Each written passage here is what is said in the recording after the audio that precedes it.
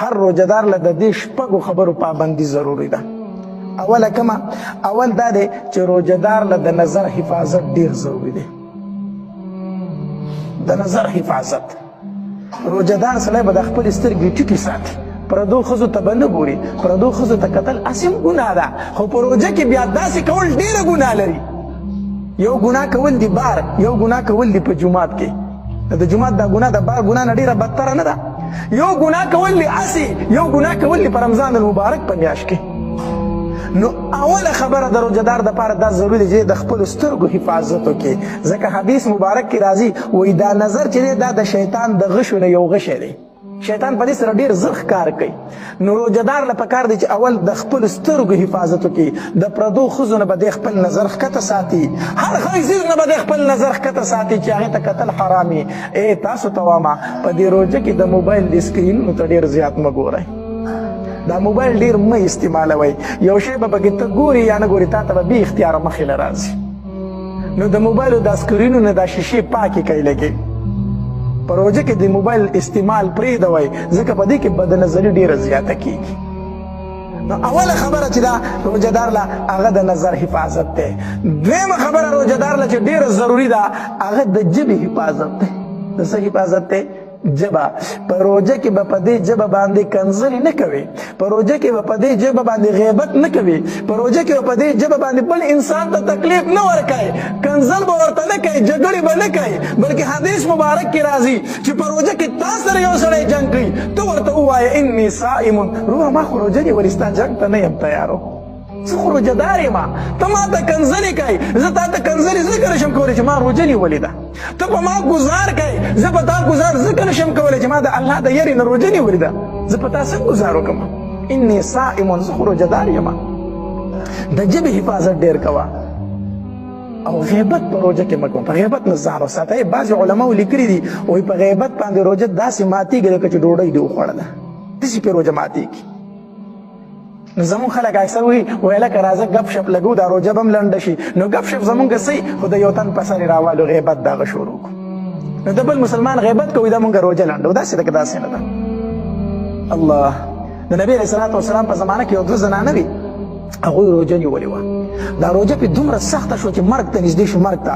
نبي علیه صلات وسلام له خبر راغی، وایي د الله پاکه پیغمبره یو دوه ښځې خو روژې ډېرې سختې خرابې کړي دي، مرګ ته نږدې شوي، نور روژه نشي ټینګولی، څه وکړي؟ نبی علیه السلام یو پیاله راواغسته، وایي دا ته ښځو له ولېږئ او دوی ته ووایه چې په دې کې قی وکړئ، الټۍ پکې وکړئ. نو چې هغه یې وړه هغې له، نو چې هغې ښځو پکې قی وکړو، نو په هغې کې د غوښې تازه ټوکړې راووتې او تازه وینه پکې راووته. ښځې هم حیرانه شوې چې موږ خو روژه نیولې، موږ خو د سره غوښه خوړلې نه ده.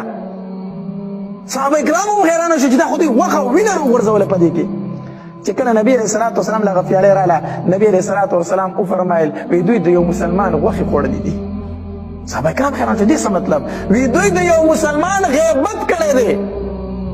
دا خو د نبي علیه صلات وسلام معجزه وه چې هغه غیبت ورته الله هم په ده کې غوښې او د وینو په شکل کې وښوو. دوی د یو مسلمان غیبت کړی، غیبت. د دې نه معلومه دا شوله چې کوم انسان په روژه کې ګناهونه کوي په هغه روژه هم ډېره سخته وي. څه پې وي؟ ډېره سخته وي، ځکه خو هغه ښځې مرګ ته نږدې شوي، روژه پې دومره زیاته شوې وه. او چې کله تا په روژه کې ګناه نه کوو که نه، دا روژه بیا دومره ګرانه نه ده. وایي په ما روژه لګېدلې، دا روژه پې ځکه لګي چې دی په روژه کې پابندي نه کوي د اعمالو، نو ګناهونه کوي. نو بیا به پې روژه لګي که نه لګي؟ ته په دې روژه کې د الله ذکر کوه، د قرآن تلاوت کوه، په زل بکواس د خلکو سره مه کوه، ځکه دې په روژه پوه شي. دا عالمان چې دي که نه، دوی سار کښېني او د ماښامه پورې د قرآن درس کوي که نه کوي؟ دا څومره ګران کار دی. دا مرۍ وچېږي که نه وچېږي؟ دا روژه په دې ولې نه لګي؟ دا مولان تاسو دې چا ته یې کنځل کړي، په کور کې بدې ردې ویلي دي، بل چا ته یې بدې ردې ویلي دي، سهار نه واله ماښامه پورې تلاوت کې مرۍ وچه شوله، په دې دا روژه ولې نه لګي؟ په ده روژه نه لګي، دی بلکل نارمل حالت کې. ولې؟ ځکه چې په روژه کې دې ګناه نه کوو، دا روژه ته نه تنګوي، خو چې کله دې پکې ګناه کوو دا روژه دې تنګوي، بیا مرګ له دې ورولي. الله نو یو پکې څه شی دی؟ دویمه خبره په روژه کې د ژبې حفاظت، د ژبې حفاظت. او درېیمه خبره دا ده چې په روژه کې د غوږونو حفاظت. د څه شي؟ د غوږونو حفاظت. الله غیبت کول هم ګناه ده، نو غیبت اورېدل هم څه دي؟ ګناه ده. چغلي کول هم ګناه ده، چغلي اورېدل هم څه ده؟ ګناه ده. ګانې ویل هم ګناه ده، نو ګانې اورېدل هم څه دي؟ ګناه ده. د غوږونو حفاظت پکای څوک چې درته غیبت شروع کړي لکه چپ شو تا روژه نه ده نیولې ولې غیبت کوي عزت د غوږونو حفاظت او څلورمه دا ده چې باقی نور اندامونه د نارواونه ساتل لاسونه د بدو نه ساتل خپې د بدو نه ساتل دغه شانتې د اندام هر عضو د بدن چې څومره اندامونه دا ټول د ګناهونو نه څه دي ساتل دي او پنځم چې دی پنځم څیز روژهدار له هغه د روژه ماتې په ټایم کې نارمل خوراک کول داسې نه چې ټوله ورځ دې روژه نیولې ده او چې د روژه ماتې په ټایم کې راون خلي دومره ځان موړ کړه او داسې اعلی څیزونه وخوري که نه چې د روژې کوم مقصد هغه دې پوت کړو د روژې مقصد خو دا و چې دا نفس ختمول دا شیطان ختمول دې بدن کې چې کومه مستي راغلې دا ختمول د روژې مقصد خو دا دی که نه او تا دومره د طاقت خوراکونه شروع کړو او دومره ډېر دې شروع کړو چې د روژې پکې اړو پته ونه لګېده نو علماو لیکلي په روژه ماتې کې به هم لږه ګزاره کوي داسې ډېر خوراک په نه کوي ګورې ښه